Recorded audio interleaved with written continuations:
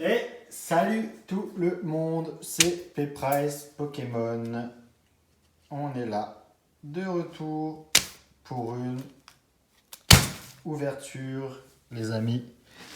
Petite ouverture de Légende Brillante.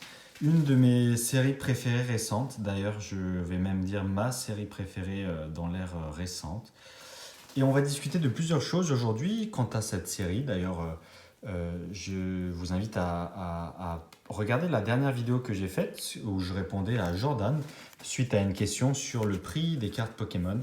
Et alors, pour répondre plus synthétiquement, et aujourd'hui on va parler plus sérieusement du récent en fait, donc des cartes Pokémon récentes, je pense que Légende Brillante est un des 7, donc SL 3.5, et un des 7 les plus intéressants dans lequel investir, ou en tout cas collectionner, garder scellé, parce que c'est un set unique, c'est un set unique qui est sorti en 2017, avec tout un univers autour que je trouve vraiment très sympa, et qui qui remet en scène pour la première fois depuis des années les Pokémon brillants ici présents, comme ce magnifique Mew Shiny, ou encore Passe Mewtwo, je ne sais pas pourquoi est-ce qu'ils ne l'ont pas fait shiny, ou encore ce petit Lugia ici que vous ne voyez pas, Celebi, Arceus, Mew, Ho-Oh, Jirachi, Volcanion, Rayquaza ici derrière, et là d'ailleurs, Genesect aussi. Voilà, donc c'est un set qui a en tout cas essayé de faire écho à Neo Destiny. Neo Destiny, le premier set et le dernier à l'époque à avoir mis en avant des Pokémon brillants. Et donc Légende Brillante remet ça en marche. Donc du point de vue de l'attrait des collectionneurs, ce set, c'est un home run. Donc c'est vraiment tout ce que en tant que collectionneur vous recherchez, un univers particulier, un set exclusif, et aussi un bel historique derrière, relié dans l'univers inconscient, dans l'univers collectif Pokémon avec Neo Destiny. Et voilà, un tas de produits scellés, un tas de produits Pokémon à garder, à entreposer. Donc c'est vraiment un set que j'aime beaucoup. Donc on va tout de suite commencer cette ouverture avec le petit Mew, le petit paquet Mew. Ici on vise très clairement, on vise très clairement les brillantes. On vise très clairement les GX secrètes. Moi personnellement, c'est ce que je vise. Le set, je l'ai déjà en plusieurs fois, mais c'est ce qui m'intéresse, c'est ce qui nous intéresse ici. Et donc, en continuant un petit code pour vous, un petit code sauvage apparaît, voilà. Je me rappelle plus du tri, donc on va tout de suite, on va plonger la tête la première dedans. Voilà, donc un petit bonhomme bizarre, Chakripan, deux machins bizarres, un petit poisson sur la plage. Oh, première fois que ça m'arrive ça. Les deux frères qui rigolent ensemble. Ah, un magnifique Balignon reverse que j'avais déjà. Et Reshiram. Reshiram en holographique. Une simple carte holographique. On prend quand même. Voilà. Donc c'est Reshiram que je trouve très joli d'ailleurs au passage. Voilà. Voilà. Donc un petit Pokémon légendaire, et on termine avec énergie métal, l'évolution du petit bonhomme, deux Pokéball et un mec qui fait coucou. Voilà. Alors, pour en revenir à Légende Brillante, et si j'en parle d'une manière un petit peu intéressante, c'est parce que je pense réellement qu'avec le dernier Destiny Occulte, ce sont les deux séries qui vont se porter le mieux. Un petit peu à la Appel des légendes, série qui est sortie je ne sais plus quand, après Platine et entre Noir et Blanc, un petit peu comme Appel des légendes, c'est une série qui va bien se comporter à travers le temps, je pense, et que ça peut être intéressant pour des collectionneurs de garder quelques objets de Légende Brillante, parce que c'est effectivement quelque chose qui devrait bien vieillir. Et de toute façon, quand on parle de Pokémon, encore une fois, il n'y a jamais, alors je crois que c'est 4, il n'y a jamais de profit immédiat, il faut toujours savoir patienter, il faut être patient. Et avec le temps, on a la réponse, comme dans la plupart des choses, c'est avec le temps qu'on devient un expert. Petite énergie, Chris, Vortante, petite peu commune intéressante, alligature, très sympa, alligature. Donc c'est des illustrations exclusives, hein, ce ne sont pas des cartes qui sont réimprimées. Donc voilà, comme ce magnifique Pikachu. Et ça, pour les collectionneurs, c'est très important. Ça permet aussi de garder la nostalgie des cartes qu'on a ouvertes quand on était plus jeune. Un petit Baguiguane que j'ai déjà et Manaphy en holographique. Bon, c'est pas top tout ça. Je parle, j'espère qu'on va avoir un petit peu mieux que ça quand même. Parce que là, c'est vraiment pas terrible. Les boosters Genesect, je les aime bien parce qu'en général, j'ai des beaux trucs dedans. Alors, ça veut strictement rien dire. Je dis vraiment ça au hasard, mais c'est quand même quelque chose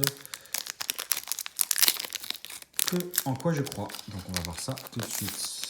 Le petit code, comme d'habitude, voilà, pour vous. 1, 2, 3, 4. Dites-moi dans les commentaires ce que vous pensez de ce set. Globalement, c'est vraiment un set très réussi. Ça faisait longtemps qu'on n'avait pas eu de set aussi bien réussi. Il y a Destiné Occulte aussi, un set qui va certainement très bien se porter dans les années qui viennent, mais un set que personnellement, je n'aime pas trop. Donc, à voir. En tout cas, je pense que ce sont les deux sets récents qu'il va falloir surveiller d'un œil de près. Et ou pas. Ok. En holographique encore une fois. C'est vraiment pas top. J'accélère un petit peu le rythme, c'est vraiment pas top du tout. Faut le dire, c'est clairement de la merde. Et donc on va essayer d'avoir un petit peu mieux, un petit peu de GX, de l'action GX, des gros bras, du muscle, du tan. Et c'est parti. Ok. 1, 2, 3, 4. Plante, yes. Magnifique. Un mec qui fait salut, un truc bizarre, un mec à la plage, un poisson échoué, un petit poisson, un chat, un autre chat, une boule. Oh! Énergie de distorsion en reverse, ça c'est rare, ça c'est une peu commune, assez sympa. Et Latios, très joli Latios. Bon, 4 boosters, 4 holographiques, j'aurais attendu un petit peu mieux de ça. Je ne suis pas du tout dans les stats. En général, vous avez une GX au moins. Tous les 3 boosters, vous avez au moins une GX. Là, il n'y a rien du tout. Donc, c'est vraiment pas top. Un petit code encore une fois. 1, 2, 3, 4. Voilà, énergie, feu, pourquoi pas. Déplace dégâts, une balle, un poisson, un poisson, un poisson, un serpent, un petit bonhomme, une boule. Ouh, sympa, petite énergie électrique. Et oh, encore la chose. Bon, vraiment pas cool. Bon, c'est normal, hein. Vu comment je parle des cartes, c'est normal que je sois puni par le dieu des cartes Pokémon. Et donc, on n'a pas de chance dans cette ouverture. C'est normal et c'est pas très grave. On continue avec un petit code. C'est pas très grave parce que c'est une ouverture que je voulais faire comme ça. Un petit peu pour célébrer ce set Légende Brillante que je trouve qui est vraiment, vraiment, vraiment, vraiment une réussite, il faut le dire, quand Hasbro et quand Pokémon Company font des réussites. C'est vraiment un set que je trouve vraiment très bien réussi.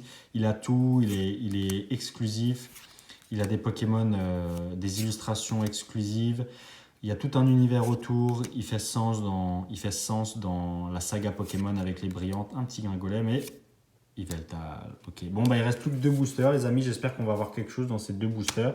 Là, je suis en train de perdre. Chaque fois que j'ouvre un booster, là, je suis en train de perdre 20 balles.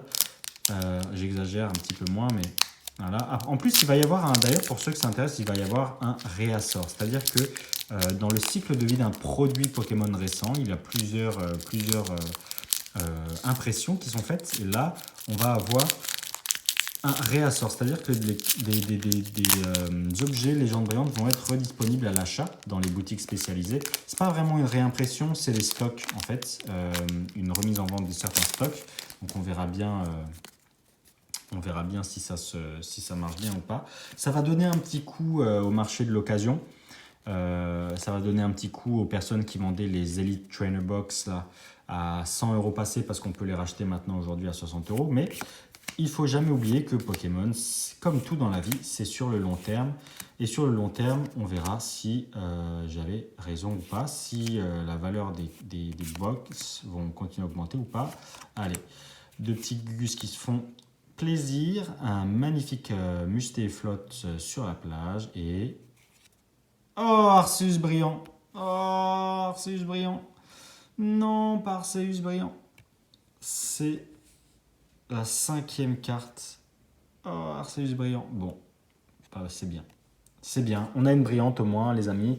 On a au moins une brillante. Mais c'est Arceus brillant et c'est au moins la 5e fois que je le tire. Alors, c'est pas grave. On continue.